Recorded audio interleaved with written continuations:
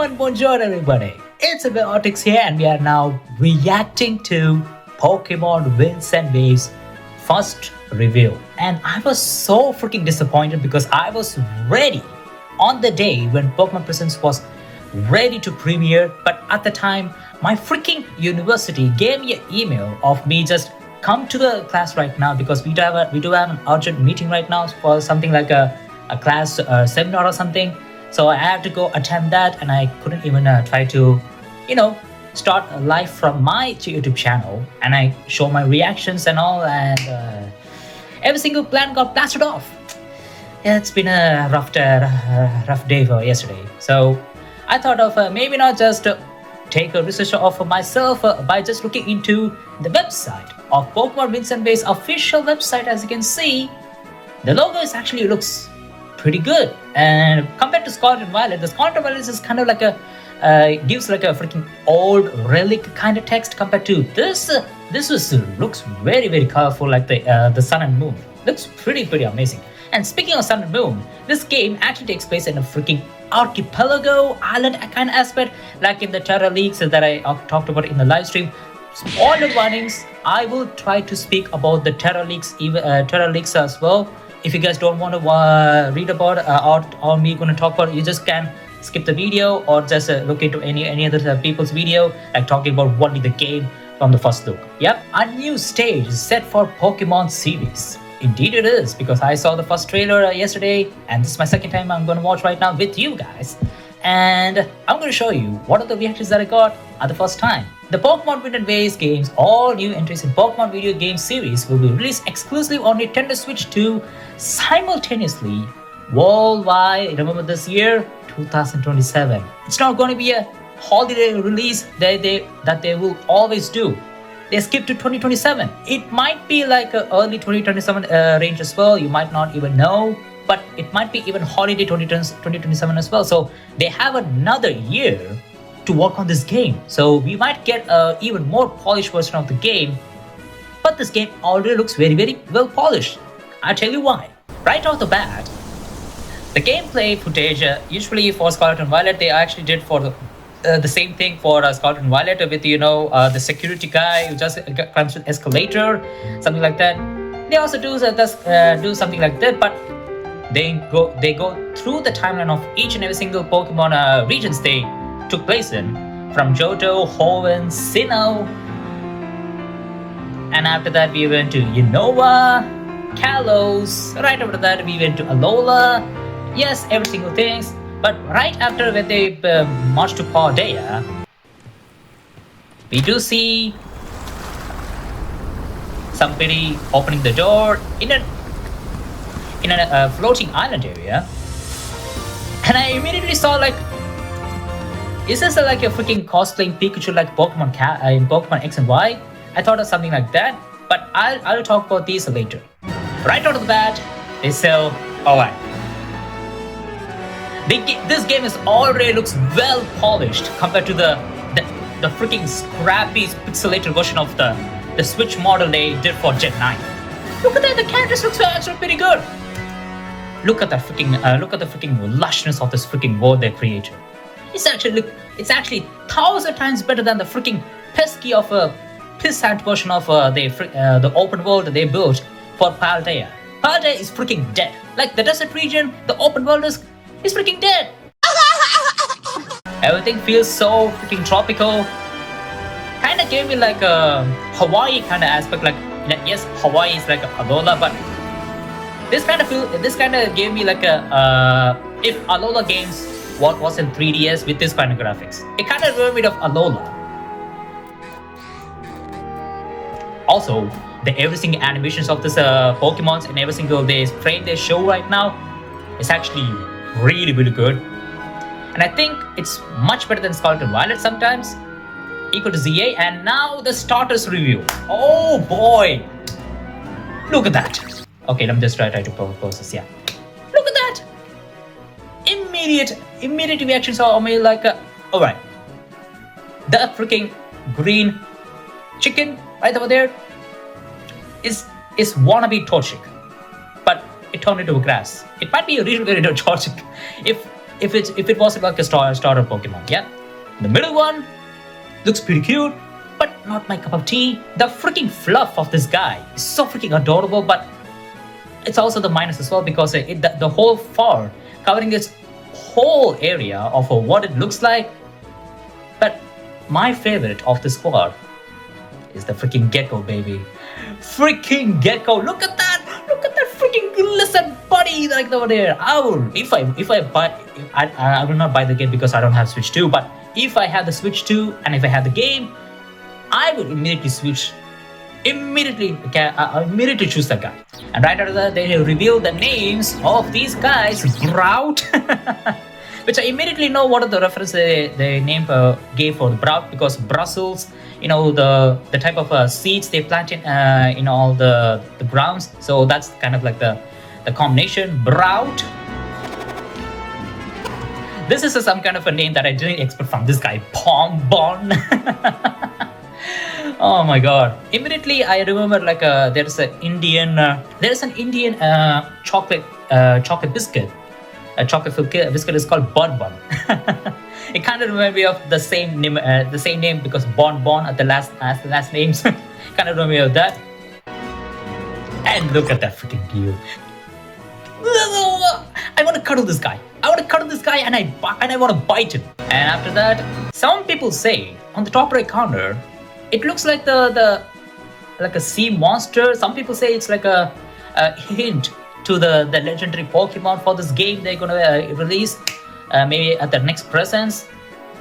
But Pokemon always show these kind of hints, and sometimes they don't even reveal anything. So don't put high hopes on that. And after that, the main review is expected, and it is the main review of underwater exploration after what? 3 generations? Wow. I was clapping myself. And Pokemon wins. Yes, it is. And Pokemon wins. Oh boy, this generation is gonna be nice. So far, the first reboot. Congrats to them. Scarlet and Violet was freaking trash. I didn't even record Scarlet and Violet's premiere, but I do remember me pissed off because the freaking massive failure of the graphics of the freaking generational of that freaking piss of an ant of Scarlet and Violet was trash. But this is hands down one of the best. Pokemon, you're there. I expect you patch the game because you have a 1-year gap, because this game releases on 2027. The Pokemon that live in harmony with this region's lush environment have developed their own unique ecosystems. By visiting these islands, you will be sure to open a brand new adventure that could only be found here. I wonder if there is so much water. I mean, too much water. During this adventure, you'll be able to team up with all kinds of Pokemon to overcome with the difficult road ahead, and even the forces of nature that blocks your path at times. Well, maybe there might be like a Dynamax kind of like a Pokemon around the waters. They will try to attack you, and you have to bypass them. If you defeat them, you'll get rewards, something like that. I don't know. And after that, we do see a lot of screenshots of all the Pokemon that revealed in the first teaser. And actually, the only reason Scarlet and Violet got failed, besides the graphics, is the freaking lighting. The lighting in that game is freaking criminal. Absolutely would destroy Scarlet and Violet game lightings. Lighting in this game is actually really good. Look at the freaking lighting in this from up angle. The freaking coral reefs inside underneath the water. It's so freaking clean. Look at that. I freaking love this freaking this photo. Pokemon collaborated with the National Geographic Channel. If they animated it well, looks pretty good like that. Looks pretty good. And right now we move into the main characters. Let me just try to zoom it out. Scarlet and Violet failed it. Wind and Waves perfected it. Like, look at this freaking aspect. For the first time that I really loved the male characters selection was back in Pokemon Gen 7. Might be even Gen 6. Gen 7 right here. Gen 7 was the last time I think I really liked the male aspect of the protagonist design. After that, I didn't like any of the male characters. this is the first time I really love both of the characters. And as you can see, they're holding a freaking surfboard. Huh. I think they will use a surfboard, maybe traveling around the region with the surfboard. I don't know. Maybe the Terra leaks also say that you will also pop into an item, like a necessary key item called Rotom hoverboard, where you can hover all over the region with that, like kind of like the bicycle substitute for the bicycle. I think it might be that. And looking in the anime world, looks pretty good. And some people even say behind the background of this OC character, you see a freaking logo that also appears behind the Gekwas picture when they revealed Gekwas as well. And I don't even know what they what is this freaking whole symbol behind this. It might be a freaking university we will go, like an exploration university that gives trainers their Pokemons and explore all of the region. Maybe this is the company that provides Pokemon, I think so. And the first starters, baby. The 3 Pokemon you can pump into is Sprout, the big chick Pokemon, Pombon, the puppy Pokemon. Alright, that seems kind of a blunt description. And Gekwa, the water gecko Pokemon. My favorite lizard. Height is 7.7 pounds, exported from a chick Pokemon. This Pokemon runs about energetically by photosynthesizing. Using the leaves on this brow, so it's lively, but it can also be a little bit clumsy. It might be a little bit of a fast Pokemon, because they also say they move very, very energetically by photosynthesizing. So I think this guy might be a really, really good fast and special attacker, because photosynthesizing and most of the grass Pokemon are really strong on the special side. Or it might be a surprise, like speed and physical attacking will be really good. That would be a really, really good change. Streamers will really, really love to play with Brown, because he's pretty cute as an avatar. And right after that, well, you know what? Brout will be the second best for streamers and avatars. This will be the first. We have Pombon. Well, I just spit on my laptop. The area below its throat glows faintly from the heat generated around its lungs. This Pokemon is kindly and friendly. Well, this guy likes to spit fire out of nowhere.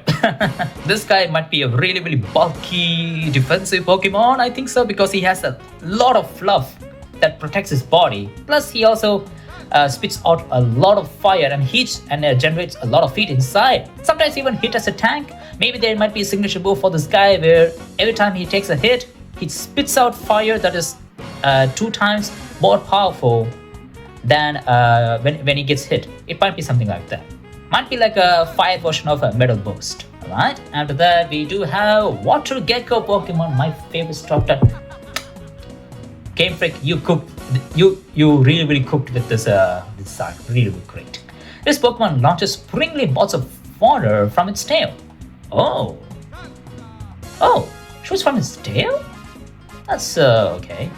Gecko is very intelligent and maneuvers shrewdly while putting on airs. This is so freaking Gecko's real life Gecko's description, because real life Geckos are really, really sassy and always scream a lot.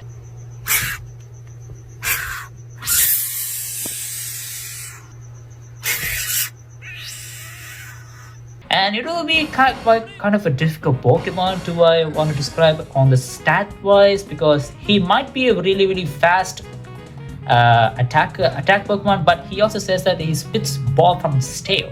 So this guy might be a special attacker and either a special attacker or attacker, but he will be really a speedy boy.